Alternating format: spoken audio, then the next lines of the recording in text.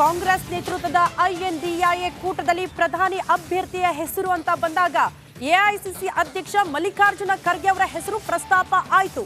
ಈಗ ಪ್ರಧಾನಿ ಅಭ್ಯರ್ಥಿ ಮಲ್ಲಿಕಾರ್ಜುನ ಖರ್ಗೆ ಅವರಿಗೆ ಢವಢವ ಶುರುವಾಗಿದೆಯಾ ಅನ್ನೋದು ಪ್ರಶ್ನೆ.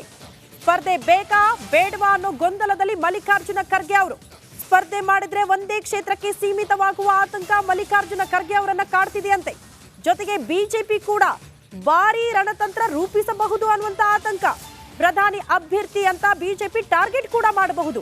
ಕಳೆದ ಬಾರಿಯಂತೆ ಈ ಬಾರಿಯೂ ಸೋಲಿನ ತಂತ್ರ ಹೆಣೆಯಬಹುದು. ಇದರಿಂದ ಕಾಂಗ್ರೆಸ್ ಪ್ರಚಾರಕ್ಕೆ ಅನಾನುಕೂಲ ಆಗುತ್ತೆ ಅನ್ನುವಂತ ಆತಂಕ. ಹೀಗಾಗಿ ಸ್ಪರ್ಧೆ ಮಾಡದೆ ಕಾಂಗ್ರೆಸ್ ಹಾಗೂ ಮಿತ್ರ ಪಕ್ಷಗಳ ಪ್ರಚಾರಕ್ಕೆ ಒಲವು ತೋರ್ಬೇಕಾ ಅನ್ನೋದ್ರ ಬಗ್ಗೆ ಗೊಂದಲದಲ್ಲಿ ಎಐಸಿಸಿ ಅಧ್ಯಕ್ಷ ಮಲ್ಲಿಕಾರ್ಜುನ ಖರ್ಗೆ ಅವರು ಇದ್ದಾರೆ ಅನ್ನೋದು ಸದ್ಯ ಸಿಗ್ತಾ ಇರುವಂತಹ ಮಾಹಿತಿ. ಮಲ್ಲಿಕಾರ್ಜುನ ಖರ್ಗೆ ಅವರು ಪ್ರಧಾನಿ ಅಭ್ಯರ್ಥಿ, ರಾಹುಲ್ ಕತೆ ಏನು ಅನ್ನುವಂತ ಪ್ರಶ್ನೆ ಕೂಡ ಇದೆ. ಈ ಬಗ್ಗೆ ಮತ್ತಷ್ಟು ಡೀಟೇಲ್ಸ್ ಅನ್ನ ಕೊಡ್ತಾ ಹೋಗ್ತಾರೆ ನಮ್ಮ ಪ್ರತಿನಿಧಿ ಬಸವರಾಜ್. ನೇರ ಸಂಪರ್ಕದಲ್ಲಿ ಜಾಯಿನ್ ಆಗ್ತಿದ್ದಾರೆ. ಬಸವರಾಜ್, ಕಾಂಗ್ರೆಸ್ ನೇತೃತ್ವದ ಐಎನ್ಡಿಎ ಕೂಟದಲ್ಲೇ ಈಗ ಪ್ರಧಾನಿ ಅಭ್ಯರ್ಥಿ ಯಾರು ಅಂದಾಗ ಮಲ್ಲಿಕಾರ್ಜುನ ಖರ್ಗೆ ಅವರು ಅಂತ ಕೆಲವರು ಒಮ್ಮತ ವ್ಯಕ್ತಪಡಿಸಿದ್ದಾರೆ, ಕೆಲವರು ಇದನ್ನ ವಿರೋಧ ಕೂಡ ವ್ಯಕ್ತಪಡಿಸಿದ್ದಾರೆ. ಬಟ್ ಪ್ರಧಾನಿ ಅಭ್ಯರ್ಥಿ ಸ್ಪರ್ಧೆ ಮಾಡಬೇಕಾ ಬೇಡವಾ ಅನ್ನುವಂತ ಗೊಂದಲದಲ್ಲಿದ್ದಾರೆ ಮಲ್ಲಿಕಾರ್ಜುನ ಖರ್ಗೆ ಅವರು ಅಂತ. ಯಾಕೆ ಆತಂಕ ಕಾಡ್ತಾ ಇದೆ, ಕಾರಣಗಳೇನು ಬಸವರಾಜ್?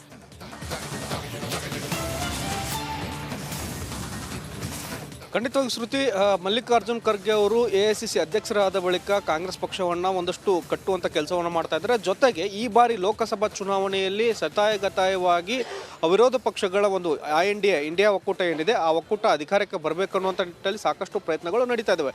ಇನ್ನೇನು 2-3 ಸಭೆಗಳಾದ ಬಳಿಕ ಈಗ ಆ ಇಂಡಿಯಾ ಒಕ್ಕೂಟದಿಂದ ಒಮ್ಮತದ ಅಭ್ಯರ್ಥಿಯಾಗಿ ಮಲ್ಲಿಕಾರ್ಜುನ್ ಖರ್ಗೆ ಅವರು ಬಹುತೇಕವಾಗಿ ಹೊರಹೊಮ್ಮುವಂಥ ಸಾಧ್ಯತೆಗಳಿದ್ದಾವೆ. ಕೆಲವೊಂದಷ್ಟು ಮಿತ್ರ ಪಕ್ಷಗಳು ವಿರೋಧ ವ್ಯಕ್ತಪಡಿಸಿದ್ರು ಕೂಡ ಬಹುತೇಕ ಮಿತ್ರ ಪಕ್ಷಗಳು ಮಲ್ಲಿಕಾರ್ಜುನ್ ಖರ್ಗೆ ಅವರು ಪ್ರಧಾನಿ ಅಭ್ಯರ್ಥಿ ಆಗಲಿ ಅಂದಾಗ ಮಾತ್ರ ನರೇಂದ್ರ ಮೋದಿ ಅವರಿಗೆ ಒಂದಷ್ಟು ಫೈಟನ್ನು ಕೊಡೋಕ್ಕೆ ಸಾಧ್ಯ ಆಗುತ್ತೆ ಅನ್ನುವಂಥ ಒಂದಷ್ಟು ಸೂಚನೆಯನ್ನು ಕೊಡ್ತಾ ಇದ್ದಾರೆ.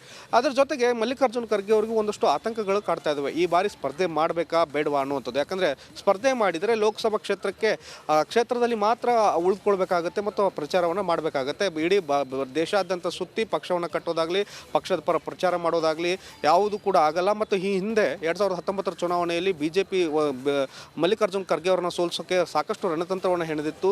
ಈ ಬಾರಿಯೂ ಕೂಡ ಆ ಥರದ ರಣತಂತ್ರಗಳು ಹೆಣೆದಾಗ ಕೆಲವೊಂದಿಷ್ಟು ಆತಂಕಗಳು ಆಗೇ ಆಗ್ತವೆ. ಯಾಕಂದರೆ ಪ್ರಧಾನಿ ಅಭ್ಯರ್ಥಿ ಅಂದಾಗ ಸಹಜವಾಗಿ ಬಿಜೆಪಿ ಖರ್ಗೆ ಅವರನ್ನು ಸೀರಿಯಸ್ ಆಗಿ ತೆಗೆದುಕೊಳ್ಳುತ್ತೆ. ಆ ಸಂದರ್ಭದಲ್ಲಿ ಎಲ್ಲ ಶಕ್ತಿಗಳು ಒಂದಾಗಿ ಮತ್ತೆ ಖರ್ಗೆ ಅವರನ್ನ ಸೋಲಿಸುವಂಥ ಕೆಲಸಗಳು ಆಗಬಹುದು ಅನ್ನುವಂಥ ಒಂದು ಆತಂಕ.